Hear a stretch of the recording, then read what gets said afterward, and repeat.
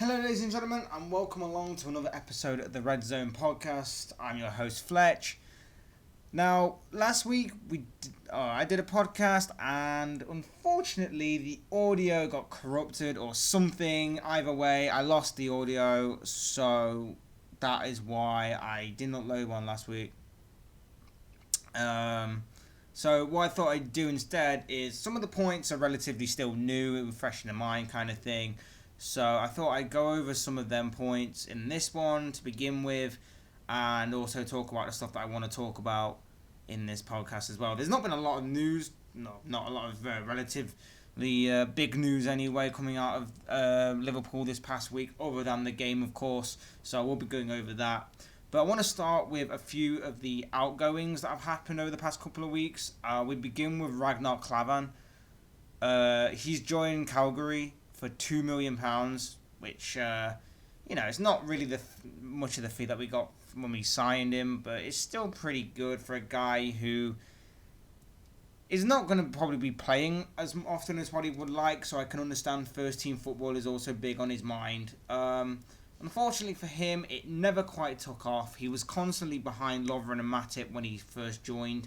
The rise of Joe Gomez has also pushed him back. The signing of Virgil van Dijk pushed him even further back. So it's unfortunate for him. He was a no-nonsense kind of player, and I did think that when he did play well, he did actually play well and could have been considered probably a contender to play alongside Van Dijk if Lovren continued his inconsistency. Injuries happen to other players. Matip continued his inconsistency, that kind of thing. So it's a little bit unfortunate to see him leave, but at the same time, it's understandable. Allegedly, though, this isn't for him, or this isn't for the other defenders that are above him in the pecking order. Apparently, this is a way of Klopp clearing a path, so to speak, for various youth players. Nathaniel Phillips and Connor Masterson have been two names that have been tipped to progress somewhat into the first team in the near future. So this could be interesting to see where their futures lie as well. Phillips, of course, had a good season, or good pre-season, I should say, with Liverpool this summer. So maybe his name will soon be in the first team sheets in the near future. Who knows? He'll probably have a big part to play in maybe some of Liverpool's lesser, what's the word I'm looking for here? Lesser impact games. I don't know if impact's the right word, but I'm talking about the games like in the Carabao Cup and things like that. Maybe his name will be in there at some point or in some level. But back to Klavan, it's unfortunate it didn't work out for him. It's a shame as well because I really thought he started to play really well. He started to pick up a few good performances right at the point where we bought Van Dijk. I thought before that he started to put in a few good performances. He was being used a bit more often, but then we signed Van Dijk and he dropped down the pecking order a little bit more, and it was unfortunate. But hey, at least we'll still have the last minute winner he scored against Burnley last season, right? Which was a great goal, by the way. Another player who looks to be on his way out is Lazar Markovic. Now, of course, the transfer window for the European teams is still open, at least by the time of recording this, for the next 48 hours. So, there's still plenty that can happen. I'm not expecting a lot to happen, to be honest, especially not at Liverpool. But Lazar Markovic is definitely one name that has been mentioned to be out the door. His Liverpool career, or his nightmare, whatever you want to call it, looks to be over within the next 48 hours. It's been reported that he has a choice between Anderlecht and Standard Liège, so we can probably expect Lazar Markovic to not be a Liverpool player anymore. This is a name or a player that Liverpool have been looking to get off their books now for some time. He joined in 2014, has been on loan for the past few seasons, which is why you probably haven't seen him as often at various different teams. I think the one thing that was putting a lot of teams off was probably his price tag. He arrived at Liverpool with a lot of potential. He got a bit of a run under Brendan Rodgers, but never quite hit the expectation or the standard that we bought him for, kind of thing. And then when Klopp took over, he didn't really give him a chance at all. He loaned him out, like I've said, and he just doesn't want to take a chance on him, it seems, and he seems to be out the door now. get a bit of money back for him. Not as much as the 20 million was spent, but hopefully them days of overpaying for underperforming players are over, and now we can look ahead. But yeah, it's a little bit unfortunate that his expectation or his performances didn't meet expectation, I should say. A little bit unfortunate, but it's the way sometimes football goes. And also on his way, or I should say also gone, is Loris Karius. Now, this was a strange one because he had a medical last week at Besiktas, but his move was slightly delayed due to a Turkish public holiday. But the strange thing about it is like, this whole goalkeeping situation that surrounded Liverpool all summer was... It was very, very strange because at the time of Alisson's arrival, Danny Ward was supposed to be... was tipped to be given a chance as starting in goal, so he would be tipped to be number one. But then we bought Alisson, so we thought, well, if he's going to be tipped to be number one, Danny Ward surely has to be the second choice goalkeeper, right? Well, then he left and joined Leicester for a fee believed to be around 12 million. So then we thought, well, it's either Karius or Mignolet, and we think that Klopp wants to give Karius another chance here. So we thought Mignolet was going to be going. And to be fair, there was a lot of speculation that said that Mignolet was looking for a move away, and he was linked with and he was constantly linked with many clubs from around Europe. So we thought he was going to go. And then suddenly, out of the blue, Besiktas come in and snap up Karius on a 2-year loan. And I can see both sides of this argument. I'm not too confident with Mignolet being a backup. I mean, I'm not entirely confident with Karius either, but at least Karius probably would be the better choice of goalkeeper than Mignolet, I believe, especially in the build-up to the horrible nightmare that was the Champions League final for him. He was definitely a much better goalkeeper in that time, in that short period of time. But it's strange because Karius was meant to be now number 2, but obviously now he's gone to Besiktas, so that means Mignolet is now our second choice goalkeeper. Mignolet didn't even know. Mignolet was just as baffled as we were. Like, he thought he was going to be the one to go out, whether it be on loan or permanently. He didn't expect Karius to, and I don't think a lot of other fans did as well. It was definitely a strange one for everyone involved that was reading it. Karius, of course, he had a lot of pressure since his arrival at Liverpool. It became horrible and painful to see in the end. He just lost so much confidence. He was terrified to make a mistake, and that clearly stood out to me towards the end. Of course, the Champions League final performance is now what he's going to be remembered for in a Liverpool shirt, which is terribly unfortunate for him. I just hope with this move to Besiktas he can get some confidence back, he can go on and he can do great things and he can achieve so much, because if there's one guy who probably deserves it, it's probably him. And I know it's kind of like we just want him to succeed because you feel sorry for him, but he's not as bad as what people are making out. He just made several mistakes that ended up being crucial. It's just unfortunate for him. It's just the way that sometimes football works out. Like the Markovic thing. It didn't work out for him, unfortunately. Hopefully with this move he can go on and he can achieve better and he can gain that confidence back that he was lacking at our club. So fingers crossed for him. I wish him all the best. Like I say, Mignolet is second choice goalkeeper now. Does this mean that we're going to go in for another goalkeeper in January or leave it till the summer? Or is there someone from the academy that's ready to step up? I'm not 100% sure. But either way, the goalkeeper situation for now is strong because of Alisson. But if Alisson does get injured, Mignolet doesn't fill me with too much confidence, got to admit. So right now, happy with it.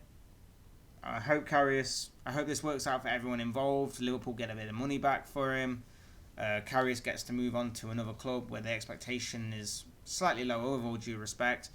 And hopefully everyone is happy with what has transpired here. On to the Palace versus Liverpool game. This is something I talked about in the podcast that I lost, or my computer lost. Either way, I don't know, but I'm just gonna quickly review that. Of course, it finished 2-0 Liverpool. James Milner with a penalty. Sadio Mane also scored in the dying minutes of the game. It was a definite penalty. I'll say that first and foremost. It is a bit soft, and people will say it's controversial and that Salah dived. It wasn't necessarily a dive. Like, Sacco clearly does trip him, and he has a few little nibbles at him, and eventually Salah just goes over. I think it's one of those where if it's given against you, you argue it, but if it's given for you, you take it. And either way, it's like one of them where it's like, it is a penalty and it isn't kind of thing, but at the end of the day, if I say it is, it is. So it definitely was a penalty. If you give the referee a decision to make in that situation like that, where obviously it's not a clear dive from Salah, it does feel contact. If you give a referee a decision to make whether it's a penalty or not, the striker's going to take it, referee's going to accept it, and we just move on. That's just going to have to be the way it is, because, like I said, that's one of the reasons why we sold Sacco in the first place, because he was doing daft things like that. Believe me, I wish that he could have played alongside Van Dijk. When Van Dijk first came in, I was wondering, will Lovren be up to the task of playing alongside him? And then I look back and I didn't really rate Matip that much. I didn't really. Klavan was good, but could he hold up against Van Dijk like that? Because we knew that he was going to be the one targeted and not Van Dijk in a sort of weak point of the defence. And I was thinking, Sacco would be perfect. But Sacco made too many daft mistakes like this. Sacco was a bit clumsy like this, and that's why we got rid of Sacco, because he was just like this. And that's one of the reasons why we got rid of him. And I go back to other penalty decisions like this as well. And again, Liverpool were involved. The Karius and Van Dijk ones against Tottenham last season were two examples of debatable penalty decisions that went against us. Again, if you look at them, you can see more the Van Dijk one. The Kane one is more a dive than anything. But the Van Dijk one in particular, again, it's like, you can see both sides of the coin there. You can see both sides of the argument as to why it is and it isn't a penalty. And also, and because it's debatable, but also there was another one that I also drew parallels to, which was the Lovren against Everton one last season. I think it was Dominic Calvert-Lewin, who was the person who was allegedly fouled, and I use air quotes for that because I don't think at the time it was, but the referee gave it. Everton got a point from it, so I hate the scum. I'm joking, of course. No, I'm not joking, actually. So they were very debatable decisions, but it's like the Salah one. So, again, it's consistency and inconsistency at the same time. Elsewhere in the game, I thought Aaron Wan-Bissaka for Crystal Palace looked very good. It was slightly unfortunate to see a red card. I mean, the way that Salah galloped forward, he had pretty much no choice. To be fair, Salah did seem to lose control of the ball at the final second, but you still couldn't tell if he was going to regain control or not. So I think in the end he had no choice. But he did look pretty impressive. I will say that from a Palace point of view. But in the end, the final goal, the counter-attacking goal from Mane, 3 goals in 2 games at this point, was very good. I thought in the game, Alisson made a few great saves to keep the score at 1-0. His distribution was also great. He made 21 successful passes out of 23. And to say that our passing that night wasn't on point, but he still managed to find the likes of Andrew Robertson and Trent Alexander-Arnold on either wing, far out near the halfway line. His passes were on point and they were amazing to watch. The back four I thought played well. I thought Van Dijk and Gomez in particular impressed that night. Van Dijk kept Benteke very quiet. Gomez made some crucial challenges in key areas. Like I said last week or the week before, definite centre-back pairing in my mind. I do like Lovren, but for me, Gomez, if we want young English talent to come and continue to progress, we're going to have to start playing them more often. And for me, Lovren will do well as a backup to these two. and nothing more. I like this pairing already, and I'll talk about them more as we review the Brighton game as well. I thought Robertson was pretty good as well. Milner dispatched the penalty in his typical ice cool way that he does, and also ran around a lot as well, as per usual. The guy just never stops.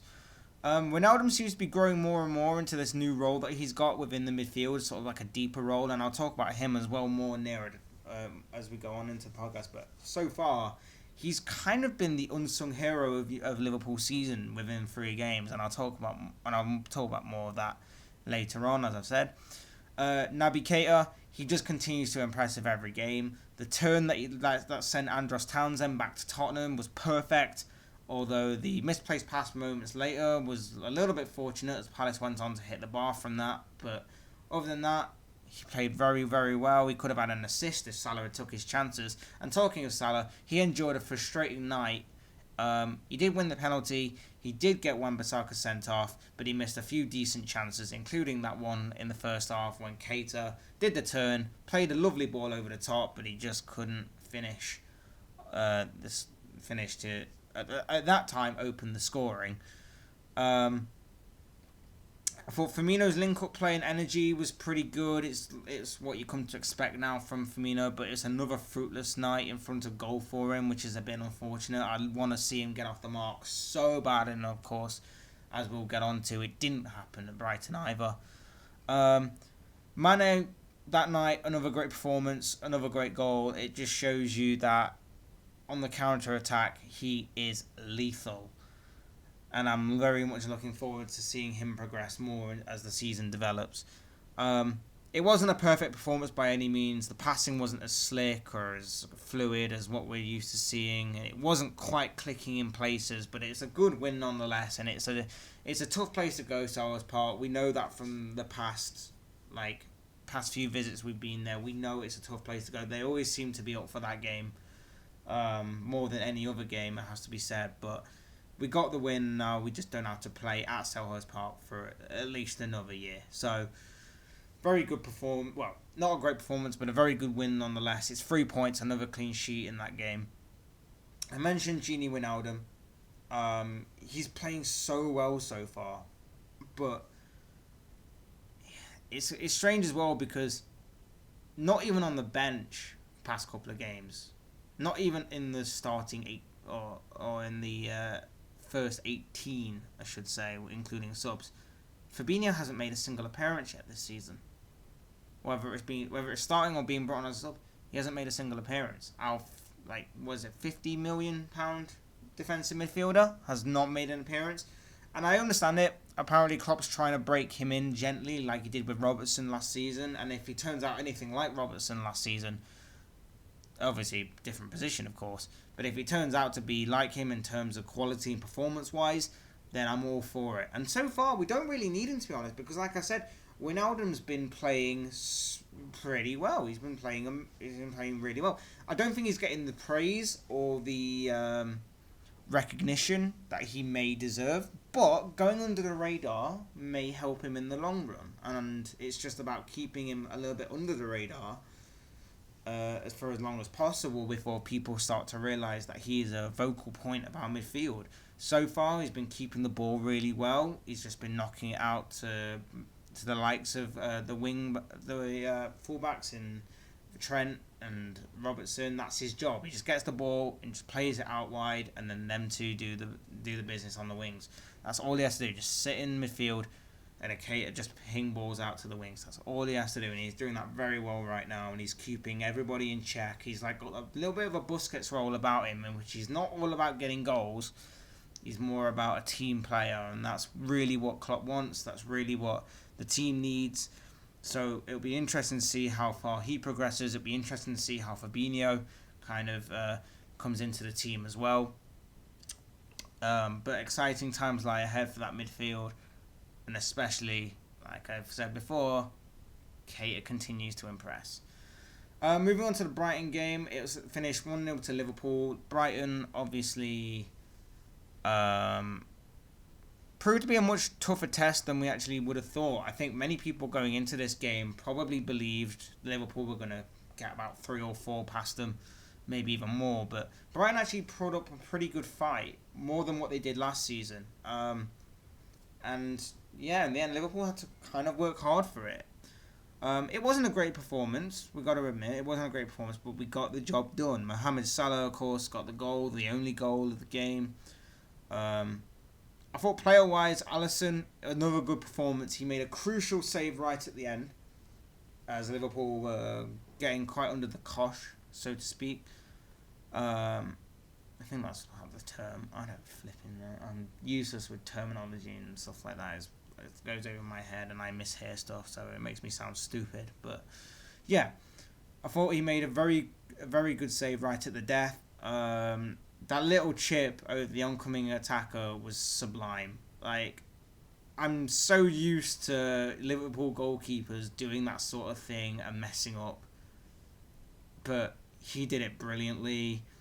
He did almost mess up a few minutes later when he got caught out playing the ball at his feet, and he almost got caught out by the attacker, but he managed to somehow get away with it.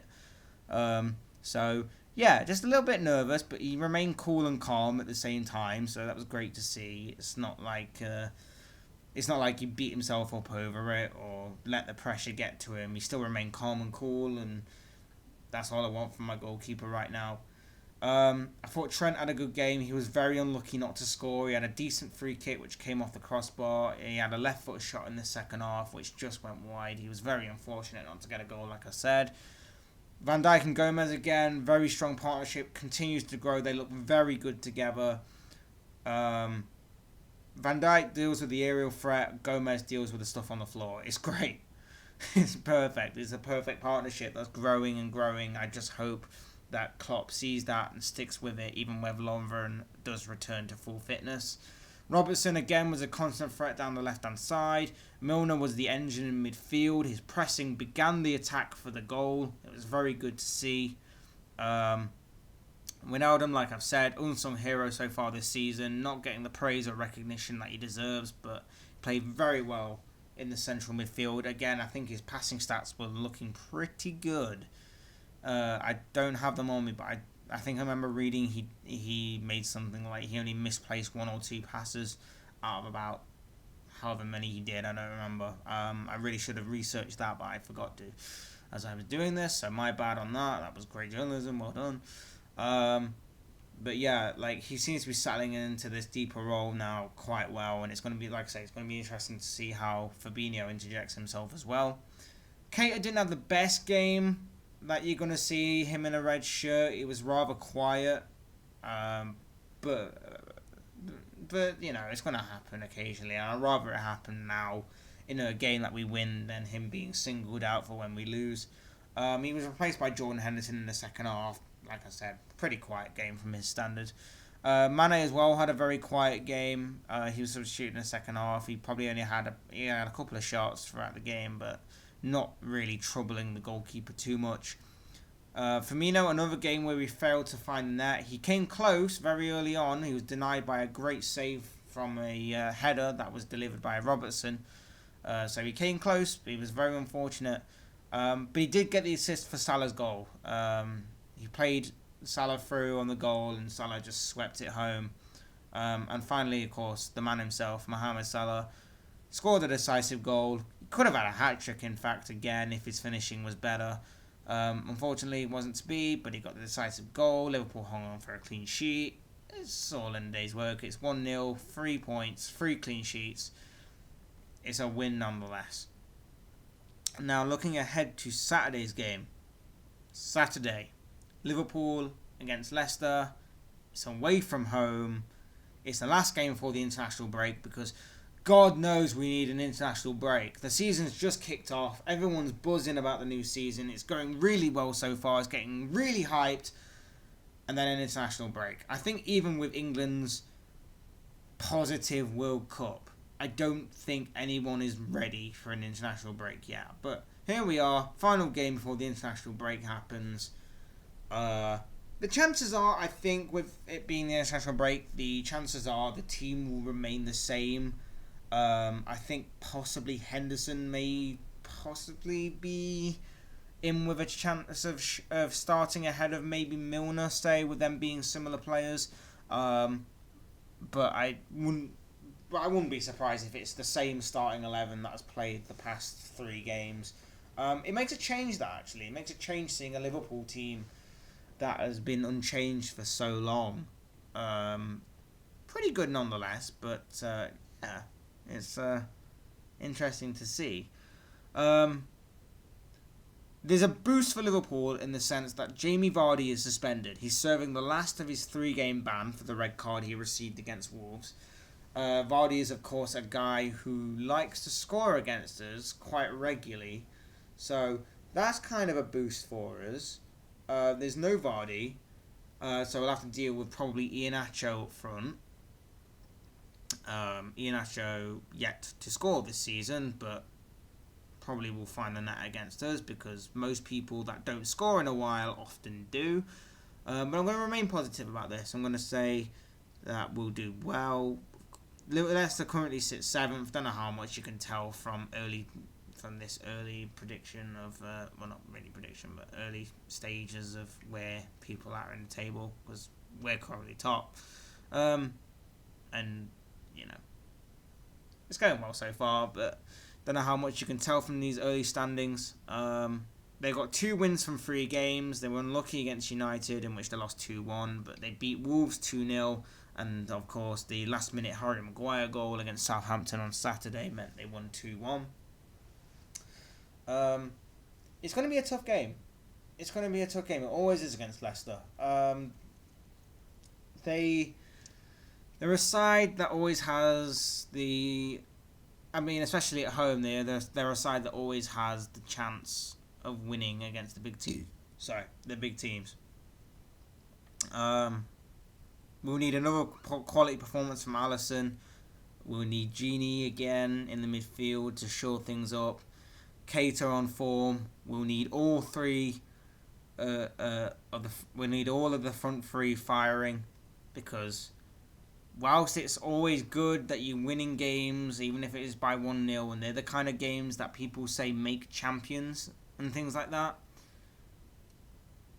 it's at the same time, winning by 3-4 goals is more reassuring as well.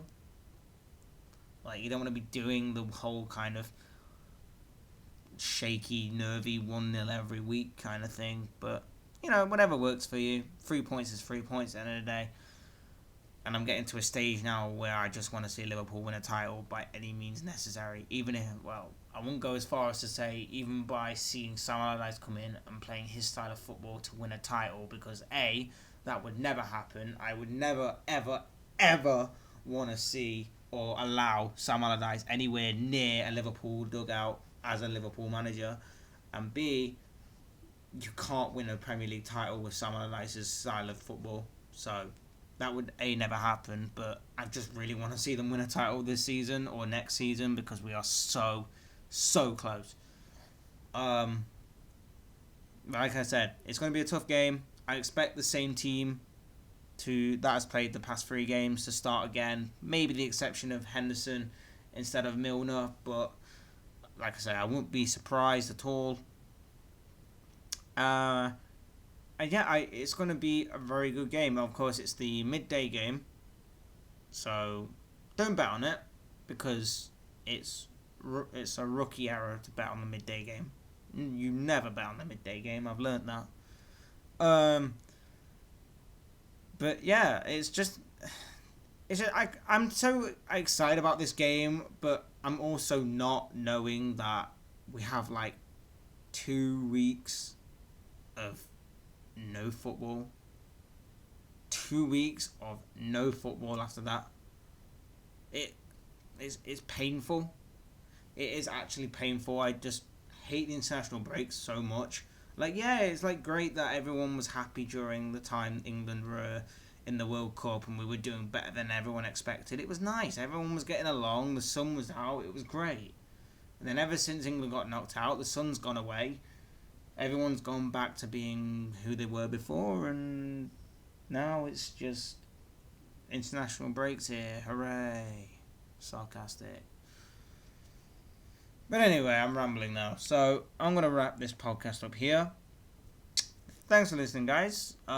If you have any comments on any of the reviews that I've done or any of the things that I've talked about, whether it be the whole goalkeeping situation with Karius and Mignolet, or the Klavan, or selling Klavan, or selling Markovic, love to hear your comments down below. I'd also like to hear your predictions and team news, or who you think will be in the team for the Leicester game. Also, comment on Gini Wijnaldum as well. Gini Wijnaldum and Fabinho.